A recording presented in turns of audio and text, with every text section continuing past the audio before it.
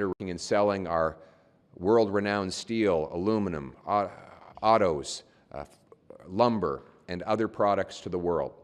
And we know that they have been under attack for a long time now. Our purpose also is to make this country affordable so our young people can buy homes, start families, and our seniors can afford both food and lodging and live out the dignified life that they deserve. We set the priorities for this fall session being to have stronger take-home pay with lower taxes and inflation.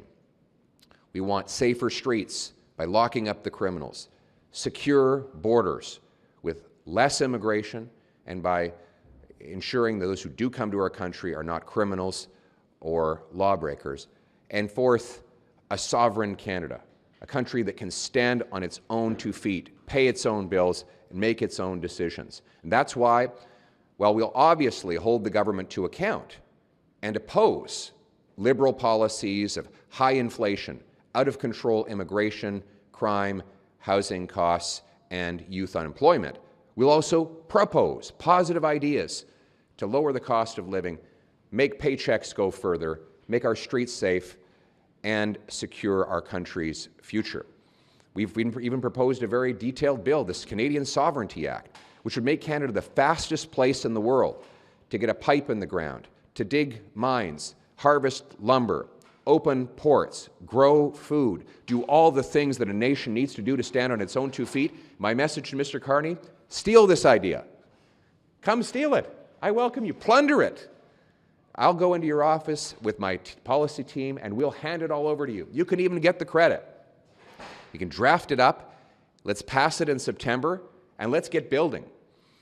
And we also continue to extend our hand to Prime Minister Carney to work together to get a good deal with the Americans. I promised that and I offered that to him multiple times directly. My Shadow Minister of Canada-U.S. Affairs has said the same thing to her counterpart. So far, no response.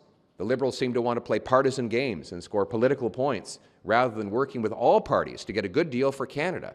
So my message to Mr. Carney: put partisanship aside and work with all parties to get an actual deal with the Americans that stands up for Canada's interest. We have to judge Mr. Carney by his performance, and not by the standards I set, by the ones that he set out for himself. So let's do that today. First, I was happy to hear that he got the President on the phone. I know that Mr. Carney has been trying to do that now for about a month, and today the President accepted his call. And the Prime Minister took the opportunity to make a series of very generous concessions to President Trump. And I was expecting that when the call was reported that we'd find that President Trump had given us something in return, that Mr. Carney, being the negotiator he promised he would be, that he would get something after giving something. But not so. Today we learn that it has been yet another capitulation and climb down by Mark Carney. His elbows have mysteriously gone missing. And this call follows on other concessions. He promised during the campaign he would have dollar-for-dollar retaliation. He pulled that back. He made concessions on the military while getting nothing in return. He pulled back on his digital services tax, a terrible tax, but you'd think he'd get something in return for it. Nothing. And today, he removed even almost all of the tariffs on the United States and got none lifted from Canada. This continues with the weakness that he's shown on the world stage, continuing ahead with a $1 billion loan to the dictatorship in Beijing to build ships for Canada, creating jobs for foreign workers in steel and shipbuilding, while that same regime hits our farmers and fish harvesters with increasingly high and unfair tariffs. Mr. Carney's capitulations would be laughable if they weren't so tragic. They will harm our farmers, our workers, our people. More importantly, from his point of view, they are a broken promise. They are exactly the opposite of what Mr. Carney ran on. His signature promise in the last election was that he was going to put elbows up, negotiate a win, and match American tariffs. Let's go through the list. He's not thrown one elbow since he took office, except at our own workers. He did not meet his promise of a July 21st deal with the Americans. Again, his promise, not mine. He did not, he's backed down while claiming that he would stand up, and he's gotten absolutely nothing in return. In fact, American tariffs are twice as high on Canada today as they were when Prime Minister Carney took office, promising to deploy his negotiating skills to get us a win. He promised he would have elbows up. He promised he could, quote, handle Trump, and that he would, quote, negotiate a win. Those are his promises, and he needs to be judged by his word. And this was not any promise, just any old promise on page 73 of his platform. It was the promise on which he ran his entire election campaign. And now he's abandoning it. So either he admits that he was wrong all along, or that he knowingly spread falsehoods to get elected. He needs to explain which of those two things it is. But it adds to a long list of broken promises. Remember, he was going to build more and at faster speeds than ever before? Well, you know, he's getting breathless media coverage because he's setting up a new office that will one day approve projects that may one day get built.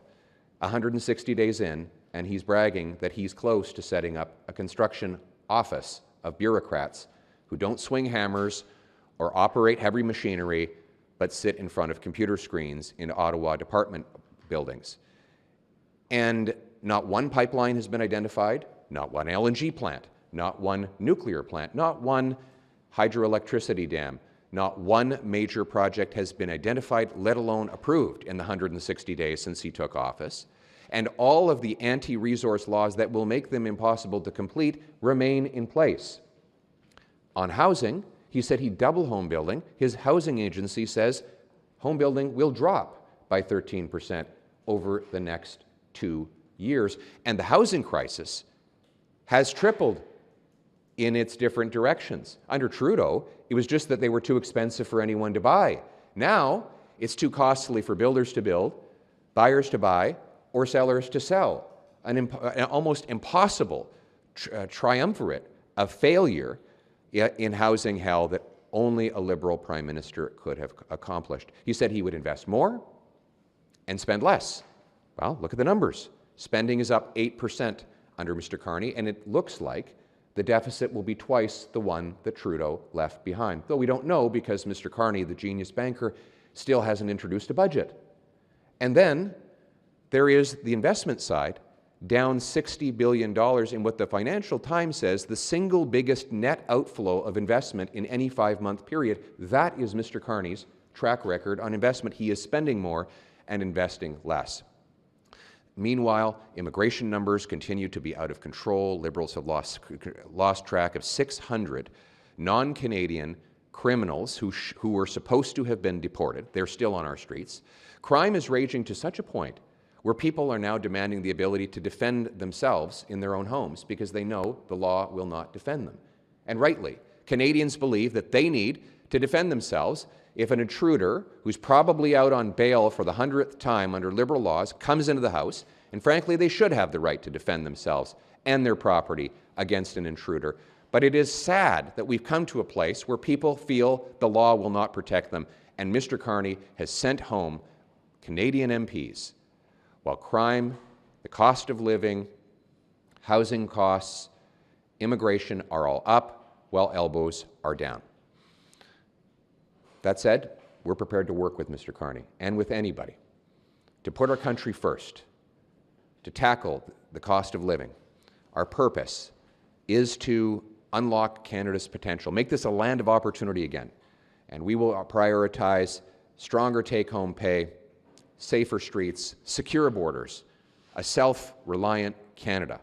And I say to Prime Minister Carney and to all the other party leaders, let's get to work in the fall. Let's tackle these problems for real because our country is worth fighting for and worth working together for. So let's get it done. Thank you. Mr. Poilievre, would you have removed these retaliatory tariffs on the CUSMA-compliant goods? My approach would have been to negotiate from a position of strength. I would only have put in countermeasures that were sustainable and legally defensible. And I would have also ensured that by now 160 days in, we'd have new markets, new projects to get our goods overseas so that we could negotiate a deal. And you asked me whether I would have, my goal would be to have tariffs gone on both sides of the border. I would have gone to the President respectfully and said, you remove your tariffs, we remove ours, let's sign an agreement that restores the great free trading relationship that our two countries had for decades and that worked for both nations. That is what Prime Minister Carney promised during the election, and that's what I would have delivered in his place. Do you agree with the Prime Minister that despite the tariffs in place, Canada still has the least punitive trade arrangement with the United States of any major economy? And if not, can you think of a country or a bloc that has a better deal right now than Canada? Well, most countries have a better deal in reality because none of them have the same dependency on the American economy we do. So there's two parts to this. One, any access we have today is the result of Brian Mulroney. Let's be clear. There's not a single tariff-free item that's going to the United States that was not negotiated by Prime Minister Mulroney. I challenge anyone to go back and find an item that goes in tariff-free that was not originally included in FDA or NAFTA under Mulroney. So none of that is due to Mark Carney. I'm sorry, I know he likes to take credit for a lot of things. He can't take credit for what a prime minister did in the 1980s and 90s. The second,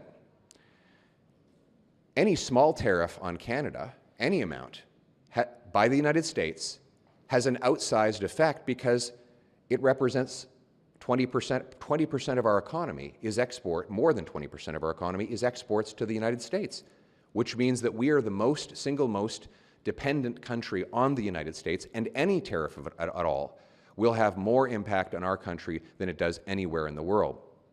We should have tariff-free access to the United States as we had before. And that's what Mr. Carney promised when he said he would negotiate a win by July 21st. He should have delivered on his promise. Mr. Poilievre, on steel and aluminum, the federal government has not yet matched the tariff rate on steel and aluminum. The U.S. is currently at 50%, while ours is at 25%. Would you like to see them raise that up to 50% and match the U.S.'s rate on steel and aluminum? Well, my preference would be to see the Americans lower their tariffs so that we can reinstate free trade. But one tariff that I will be cutting for sure, and I will push the Prime Minister to cut for sure, on our steel and aluminum, is the industrial carbon tax. I find it astonishing. Well, I understand Donald Trump's priority is to take Canadian jobs and move them to the United States. He's been very blunt about that. What I don't understand is why Prime Minister Carney would help him do it with an industrial carbon tax on our steel and aluminum products. So our workers are not only hit with Trump tariffs, but with Carney's carbon tax. We need to get rid of the industrial carbon tax, and if Mark Carney will adopt the Canadian Sovereignty Act, then that will include the total elimination of the entire carbon tax, including for steel and aluminum. Oui. M. Trump a réagi et il a l'air d'aimer Mark Carney et sa façon de faire. Est-ce que ça, c'est une forme de garantie qui peut finir par arriver à une entente? On sait que M. Trump est heureux. Il est heureux parce que M. Carney fait tout ce que l'administration républicaine veut. Il fait toutes sortes de concessions. Évidemment, M. Carney, chaque fois que M. Trump demande quelque chose, M. Carney dit un grand oui, contrairement à ce qu'il a promis pendant la campagne électorale. Et ce n'est pas juste des concessions que M. Carney fait envers M. Trump, c'est aussi les politiques anti-business et anti-développement qui expulsent des dizaines de milliards de dollars d'investissement vers les États-Unis. On sait pourquoi M. Trump voulait avoir M. Carney au pouvoir. C'est parce que ça remplit l'objectif de voler nos emplois, notre investissement et la force économique vers les États-Unis. No, just... You mentioned the incident. You just mentioned the incident in Lindsay, Ontario, and you posted about it on social media earlier this week. Do you think Canada needs a castle law or a castle doctrine on the books to shield homeowners from facing criminal prosecution, like the gentleman in Lindsay, Ontario, for defending their loved ones and properties during a break-in? The law needs to be clear that if someone comes into your house uninvited to steal your property or harm your family, you need to be able to do whatever is necessary to stop them. And my message to the criminal thugs who are invading the homes of Canadians in unprecedented numbers because of Liberal laws is that you should be in serious danger if you go into someone's house illegally and try to harm them. If you don't want to be harmed, then don't invade someone's house and don't threaten their security. The law needs to be very clear that people have the right to defend their homes and their families against lawbreakers. Thank you. Okay, oui. Merci. La loi doit être claire que tous les Canadiens devraient pouvoir défendre leur maison contre les criminels qui entrent pour voler ou pour nuire aux familles. Et on doit faire en sorte que la loi est explicite, que tous les Canadiens ont le droit de défendre leur maison contre les criminels. Et je trouve ça triste qu'après 10 ans des libéraux, que les criminels pensent pouvoir envahir les maisons et on traite les innocents comme les criminels. Ce n'est pas juste, les Canadiens devraient pouvoir défendre leur propriété et leur famille. Merci beaucoup.